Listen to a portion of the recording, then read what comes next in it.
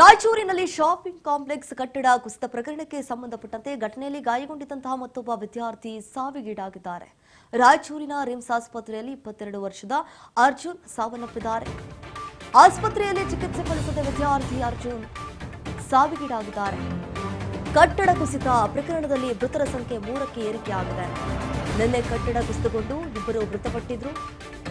Devadurga bus ನಿಲ್ದಾಣದ ಬಳಿ ನಡೆದಿರುವಂತಹ ದುರಂತ ಇದು. ದೇವದುರ್ಗ ಪಟ್ಟಣ ಠಾಣೆಯಲ್ಲಿ ಕೇಸ್ ದಾಖಲಾಗಿತ್ತು. ನೋಡಿ, ರಾಯಚೂರಿನಲ್ಲಿ ಶಾಪಿಂಗ್ ಕಾಂಪ್ಲೆಕ್ಸ್ ಆ ಕಟ್ಟಡ ಏನಿದೆ ಬಹುತೇಕವಾಗಿ ನೆಲಸಮ ಆಗಿದೆ. ಸಾಕಷ್ಟು ಜನ ಈ ಶಾಪಿಂಗ್ ಕಾಂಪ್ಲೆಕ್ಸ್ ಅಂತಂದ್ರೆ ಸುಮಾರು ಜನ ಕೆಲಸ ಮಾಡ್ತಾ ಇರ್ತಾರೆ. ಅವ್ರು ಯಾರಿಗೂ ಕೂಡ ಗೊತ್ತಿರಲಿಲ್ಲ ಈ ರೀತಿಯಾಗಿ ಆಗತ್ತೆ ಅಂತ ಹೇಳಿ. ಈ ಘಟನೆಯಲ್ಲಿ ಯಾರೆಲ್ಲ ಗಾಯಗೊಂಡಿದ್ರಲ್ಲ, ಈಗ ಆಸ್ಪತ್ರೆಗೂ ಕೂಡ ದಾಖಲಿಸಲಾಗಿದೆ, ಚಿಕಿತ್ಸೆಯನ್ನು ಕೊಡಿಸಲಾಗ್ತಾ ಇದೆ. ಆದರೆ ಚಿಕಿತ್ಸೆ ಫಲಕಾರಿಯಾಗದೆ ಮತ್ತೊಬ್ಬ ವಿದ್ಯಾರ್ಥಿ ಸಾವಿಗೀಡಾಗಿದ್ದಾರೆ. ರಾಯಚೂರಿನ ರಿಮ್ಸ್ ಆಸ್ಪತ್ರೆಯಲ್ಲಿ ಗಾಯಾಳುಗಳನ್ನ ಚಿಕಿತ್ಸೆಗಂತ ಹೇಳಿ ಅಡ್ಮಿಟ್ ಮಾಡಲಾಗಿದೆ. ರಾಯಚೂರಿನಲ್ಲಿ ಮೃತ ವಿದ್ಯಾರ್ಥಿಗಳ ಮನ ಕಲುಕುವ ಘಟನೆ ಇದೆ. ಸಂಗೀತದ ಟೀಮ್ ಕಟ್ಟಿಕೊಳ್ಳೋ ಕನಸನ್ನ ಕಂಡಿದ್ದಂತಹ ಸ್ನೇಹಿತರು ಪಾಪ ಪೋಸ್ಟರ್ ಅಂಟಿಸುವ ವೇಳೆ ಮೂವರ ಮೇಲೆ ಕಟ್ಟಡ ಕುಸಿತ ಆಗಿದೆ. ರಾಯಚೂರಿನಲ್ಲಿ ಮೃತ ವಿದ್ಯಾರ್ಥಿಗಳ ಮನ ಕಲಕುವ ಘಟನೆ ಇದೆ. ನೋಡಿ, ಸಂಗೀತದ ಟೀಮ್ ಅನ್ನ ಕಟ್ಕೊಳ್ಬೇಕು ಅನ್ನುವಂತಹ ಕನಸನ್ನ ಕಟ್ಕೊಂಡಿದ್ರು. ಈ ರೀತಿ ಆಗುತ್ತೆ ಅಂತ ಹೇಳಿ ಯಾರು ಕೂಡ ಭಾವಿಸಿರ್ಲಿಲ್ಲ. ಪೋಸ್ಟರ್ ಅನ್ನ ಅಂಟಿಸೋಕೆ ಹೋಗಿದ್ರು. ಆ ಸಂದರ್ಭದಲ್ಲಿ ಏಕಾಏಕಿಯಾಗಿ ಕಟ್ಟಡ ಕುಸಿತ ಆಗುತ್ತೆ. ಆ ಸಂದರ್ಭದಲ್ಲಿ ಕಟ್ಟಡದ ಅಡಿ ಸಿಲುಕಿ ಹಾಕಿಕೊಂಡು ಒದ್ದಾಡ್ತಾರೆ.